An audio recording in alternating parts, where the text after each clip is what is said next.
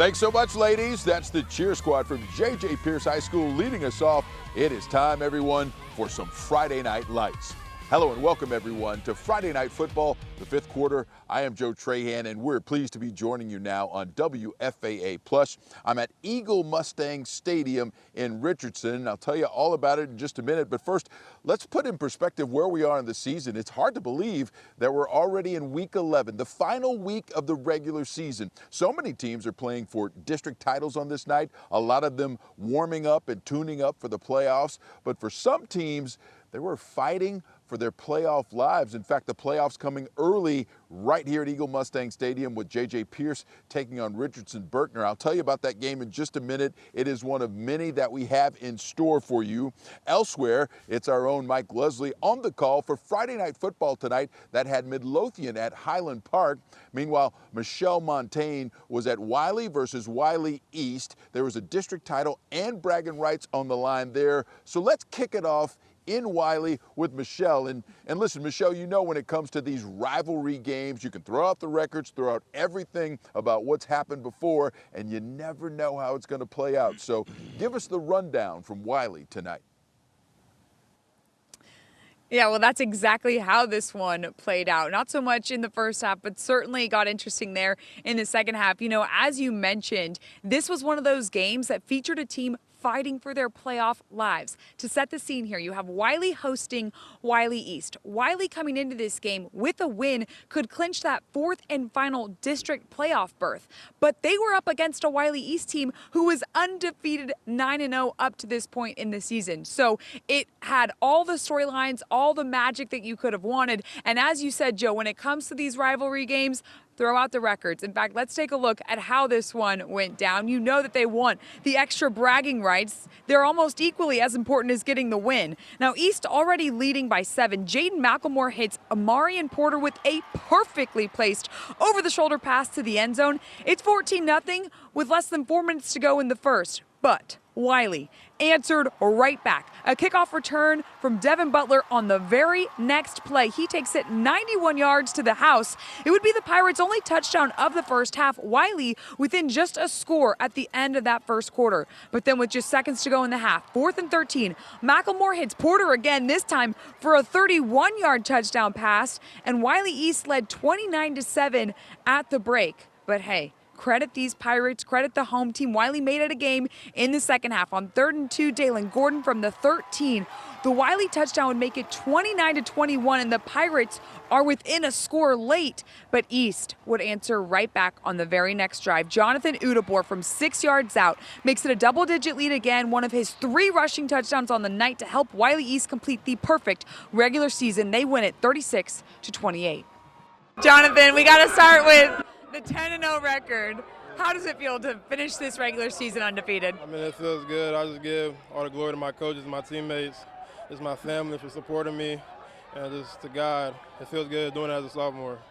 A rivalry game like this to end the regular season, how satisfying was it to get the win, especially as they tried to come back there in the second half?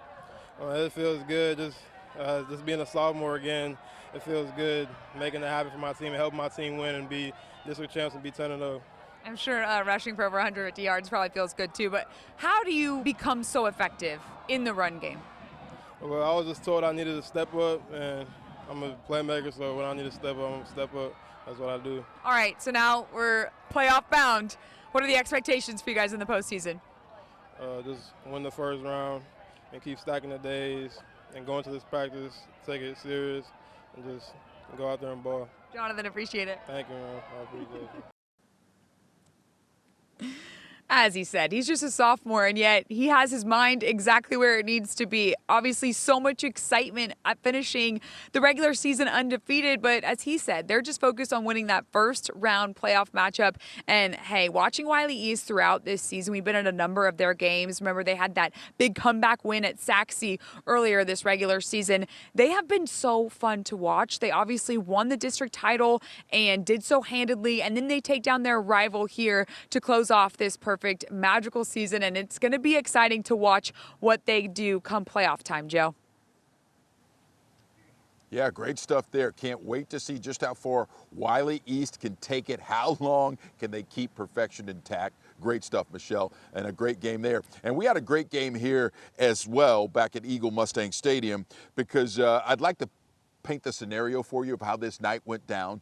Jesuit, as expected, beat Nimitz. So that meant that the playoffs came a week early for both of these teams, because the winner of tonight's game would be the final team to make it to the playoffs out of 7-6A. So it is J.J. Pearce versus Richardson Berkner. Here we go. Let's check out the highlights in this one.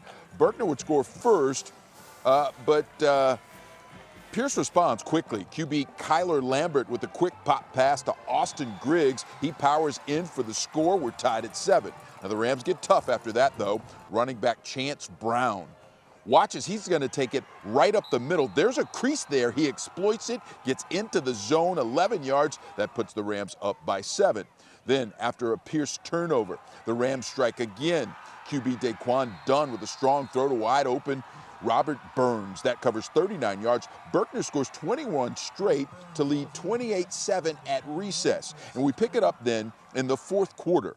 It's Berkner quarterback Daquan Dunn again. This time he's going to keep it, and watch as he breaks the tackle, and then he's going to come right into your living room for the touchdown. Berkner pulls away and punches their ticket to the postseason. 49-21, the final over Pearce. Coach, just talk about that game tonight. A playoff berth on the line, and your team showed up in a big way. We just went into the week saying that it was round one right now. You know, we know it was a win to go home for both of us, so we said whoever wins this is going to go on. So we're going to treat this like playoffs right now. Pearce has a great football team, great coaches, so we knew it was going to be a tough battle, but our guys answered the challenge, and they came out and played. It was a tough battle, but you guys really started to separate in that second quarter when your defense really put their stamp on this ball game with a couple of big turnovers that helped turn the tide. Our defense, they owed it to us. Last week it wasn't good with Jesuit, so we needed that. We needed a bounce-back game, and they came out and did that. Offense as well, we needed to run the ball. We wanted to establish the run. Last week against Jesuit, we just felt like that wasn't round football. And so this week we came out and played round football in all 3 phases. When you think about the way this team responded and what you have ahead of you, what did you see tonight that gives you reason to believe you guys can try and make a run? I just think we're young, too. You know, most people don't know that. Like, you know, right now on the O-line, we probably had 1 senior. And so, of course, we're going to lose on a great kid like Daquan Dunn, number 2. I mean, going to Arizona State, great kid. But running backs, they was all juniors. Half of our receivers are juniors. So we're bringing back a lot. The defense, we're probably only losing 2 seniors. So we're still young. That's why we're taking those growing pains and stuff right now. You've been with the program 5 years now. You guys have made it back to the playoffs several times. Being a former Berkner Ram, what does it mean being able to lead this group back to the postseason like you did tonight? Man, it means a lot. Like last year, it hurt. It sucked. You know, when you make it the first 3 years and it's like, okay, you get used to something. And then when you don't, it kind of made me shake back, though. It kind of made us say, okay, it's time to reload, rejuvenate. Let's figure out what we need to do. One thing I always use, the definition of insanity is doing the same thing, expecting different results. So then we went into the offseason. What do we need to change? And these guys answered everything. We took them to deep waters is what we said. We're going to drag you to deep waters. Drag you to deep waters, I want to see how you're going to respond. So they had a tough offseason, tough summer, and they responded.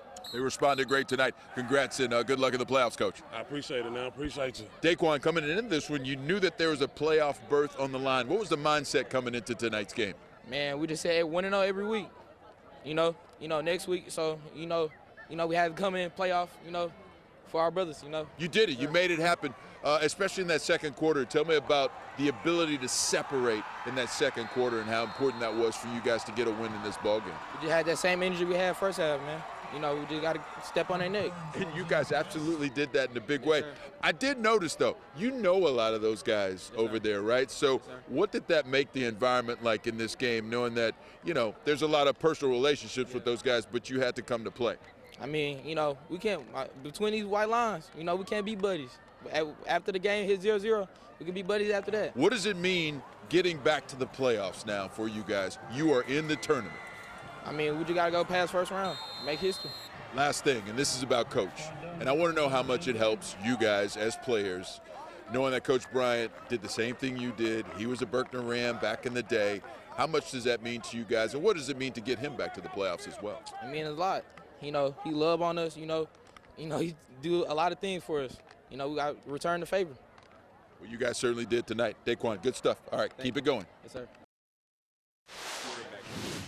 Let's head to Birdville Fine Arts now. The Hawks hosting Denton Ryan. The Raiders were rolling early in this one, already up 7-zip in the first quarter. Trayvon Reynolds takes the handoff, trucks a defender and scores. His second rushing TD makes it 14-zip Ryan. Birdville tries to respond, but watch the Raider defense as they step up. The pass is deflected and then intercepted by Damari Ruth, and Ryan was back in business. On the very next play, they strike through the air. Quinn Hennigan hits Reynolds for the 21-yard touchdown. 3 touchdowns for Reynolds in the first quarter alone, and Denton Ryan led 21-zip after one. They go on to cruise to an easy victory, 52-7. Next stop, Kennedale and Alvarado battling for the 6-4A Division I district title. Alvarado's offense in this one on fire. Skylar DeThorne gets the handoff, finds the sideline, and he is gone. 70 yards, Alvarado opens up a 23-3 lead. Kennedale tries to answer back, but it's Alvarado's defense forcing a fumble. Zion Brown would scoop and score. That's 45 yards for the touchdown, and it's Alvarado all over Kennedale. They win the district title easily tonight. The final there, 63-3. All right, now let's get to our Friday night football game of the week. Our Mike Leslie was on the call. Highland Park tuning up for the postseason, taking on Midlothian. Some things at stake in this game. Mike, tell us how it played out. Hey, Joe, thanks. Yeah, district title at stake in this football game tonight. If Midlothian could win and get to 5-1 in district, they would have the head-to-head tiebreaker on Highland Park, and they would have taken the number 1 seed out of District 7-5A Division 1. Highland Park with a win would finish perfect within the district. Let's show you the highlights from this one. This was a terrific football game, back and forth all night long. Highland Park down 7-0 early, but look at this throw from Buck Randall to Matthew White. Couldn't have dropped it on him any better. 55 yards for the touchdown, and this game was tied at 7. Just a couple minutes later in the second quarter, Bo Wendell to Brendan Jackson, their superstar sophomore wide receiver, takes it 49 yards for the touchdown. Midlothian led 14-7. But back comes Highland Park. Midlothian brings the blitz. Randall deals with it brilliantly. Hits Harrison Cullum over the middle. He takes it 40 yards for the touchdown, 14-14. And then right before halftime, Highland Park hit him with the razzle-dazzle, the double reverse flea flicker. Randall to Cannon Bozeman, his favorite target. Only caught one pass on the night, but that's all he needed to do. 60 yards for the touchdown. HP up 21-14 at halftime. Pick this one up now in the fourth. 2-score lead for Highland Park, but back comes Midlothian. Michael Archie takes it 31 yards for the touchdown, 35-28. Midlothian had some chances in the fourth, but Highland Park would salt it away. Randall to Cullum again. This one goes for 28 yards and a touchdown with under 2 minutes to play, and Highland Park hangs on for a 42-28 win. They finish perfect in district at 6-0 and win yet another district championship under their legendary head coach, Randy Allen. Joe, it is win number 469 in Randy Allen's legendary career. He is now just 21 wins away from Phil Danaher for most all-time in Texas high school football history. Yeah, Randy Allen, all he does is win, win, win. Hey, Mike, quick word about Highland Park and just how much muscle you think they bring into this postseason. Listen, 5AD1 is unbelievably loaded, especially in Regions 1 and 2. Highland Park in Region 2. You've got Denton Ryan. You've got Alito. You've got Frisco Lone Star. This Midlothian team we saw tonight is also very good. Highland Park absolutely should be considered a state championship contender, but I think there's like 8 of them here in DFW in 5A Division 1. It is going to be an absolute war to get to AT&T Stadium just like it was a year ago. Great stuff there. Hang tight for me. We might come back. We do have more highlights for you now. Let's get right to them. We got Woodrow Wilson taking on Hillcrest, and they're battling for second place in their district. The Wildcats would take control of this game early. It's Reed Kirkland faking the handoff, and then he finds Will Holbrook for the 25-yard touchdown, and Wilson goes up 7-zip, Woodrow does. Later in the frame, their offense stays hot. It's Calvin Bowens bursting through the line, and yeah, he's gone. 14-zip Wildcats after one. In the second quarter, it would be Kirkland hitting Holbrook again on a slant for the 5-yard score. Wilson pulls away in this one. They get the big win, 48-zip, the final there. Back here at Eagle Mustang Stadium, the Berkner Rams get it done on this night. And we got to show you the Berkner band, because I don't know if anyone had more fun on this night than the Berkner band. The Berkner band looked like they had much more fun than the football team. Take a look at it as we strike up the band.